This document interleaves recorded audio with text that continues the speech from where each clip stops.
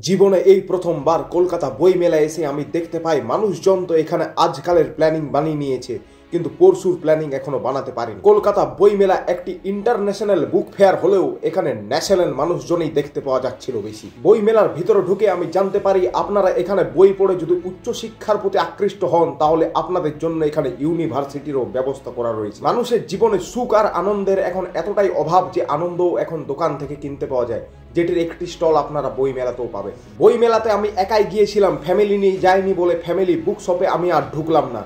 যদিও দেখলাম এই ফ্যামিলি বুক শপের সামনে একটি পাখি তার ফ্যামিলিকে নিয়ে বই পড়তে শুরু করেছে। এই বাঙালি পাখি কাপেলকে বিরক্ত না করে জীবনে প্রথমবার ভিসা পাসপোর্ট ছাড়াই আমি জার্মানিতে প্রবেশ করলাম। আর জার্মানিতে প্রবেশ করেই আমি বুঝতে পারলাম সত্যি দেশটি খুবই সুন্দর। জার্মানি নাম থেকেই আমরা বুঝতে পারি যার মানি আছে, অর্থাৎ যার টাকা আছে সেই এই দেশে থাকতে পারে। আমার প্রচুর টাকা থাকলেও যেই আমাকে এখানে পড়াশুনো করতে বলা হয় সেই তৎক্ষণাৎ আমি দেশটি ত্যাগ করি। এখান থেকে বেরিয়ে এসেই আমি বিশাল সাইজের কিছু হাইব্রিড বই দেখতে পাই, যেটি আমার মতন আনপড় লোক পড়তে গেলে মাথা তো দূরের কথা গোটা শরীরই ভেঙে যেতে পারে। কিন্তু এই সকল বইগুলি পড়ে কয়েকজন মানুষ এতটাই বিদ্বান হয়েছে যে এই বইমেলা প্রাঙ্গণ থেকে রকেট লঞ্চিং এর ব্যবস্থা করে ফেলেছে দেখলাম। মানছি আমি একটু মোটা, কিন্তু এইভাবে প্রত্যেকবার আমাকে মনে করিয়ে দেওয়ার কোনো মানে হয় না। একটি বিশেষ জায়গাতে চোখ পড়তেই আমি দেখলাম men are from Mars, women are from Venus. বুঝলাম এই জন্যই ভগবান যা করেন মঙ্গলের জন্যই করেন, শুক্রের জন্য না। মৌমাছিরা যাতে বই পড়ে আরো উন্নত ধরনের মধু তৈরি করতে পারে তারও ব্যবস্থা রয়েছে এখানে। ডোনাল্ড ট্রাম্প আমেরিকাতে প্রেসিডেন্ট হওয়ার পর বিদেশের মানুষদেরকে বের করে দিচ্ছেন, দেশে ঢুকতে দিচ্ছেন না।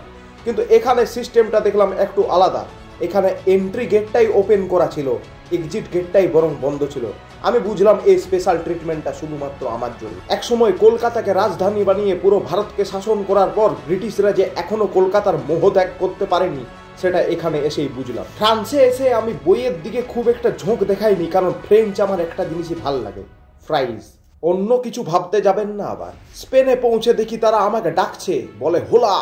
আমি বললাম কোকা কোলা, তারপর সেখান থেকে পালিয়ে গেলাম। ফুটবলে সারা জীবন ব্রাজিলকে সাপোর্ট করার কারণে আর্জেন্টিনা যাওয়ার পথ আমার কাছে হয়ে গেছিল বন্ধ। কিন্তু আর্জেন্টিনাও যে বাংলা বই লেখা ও পড়া হয় এই জিনিসটা আমার আগে জানা ছিল না, দেখে আমি খুবই অবাক হলাম। ফ্রিতে পুরো ইউরোপ ও আমেরিকা ট্রিপ করার পর ফাইনালি একটি দাঁড়াবার জায়গা পেলাম।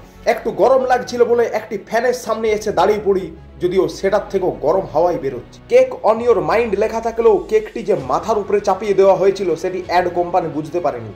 আমি এটি কেক অন ইওর হেড লেখার প্রস্তাব দিই। বই মেলার আনন্দ সপরিবারে নেওয়ার জন্য অনেকে তাদের গিন্নিকেও এখানে এনেছে দেখলাম। রাশিয়ান মানুষদেরকে ভালোবাসার পাশাপাশি রাশিয়ান বইও পড়া উচিত, কারণ learn Russian to impress Russian, I mean Russian পিপুল।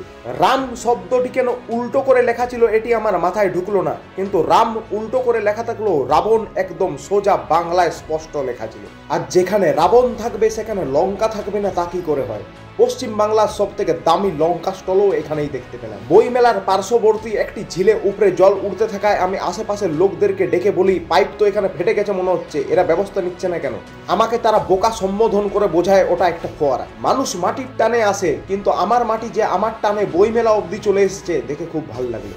কোনো একটি বিশেষ পেঙ্গুইনের 90তম বার্থডে সেলিব্রেশন হচ্ছে দেখলাম, এবং তার এই বার্থডে পার্টিতে তার বাচ্চারাও উপস্থিত রয়েছে। ভাষানগর কবিতার গাড়ির উপরে সুসজ্জিত কবিতার বাড়িটি দেখেও মনটা আনন্দে ভরে গেল। যারা আমার মতো চা প্রেমী, অর্থাৎ করোনার সময় চা খেতে বেরিয়েছিলেন, তাদের জন্য চায়ের সাথে বইয়ের কম্বোও রয়েছে এখানে।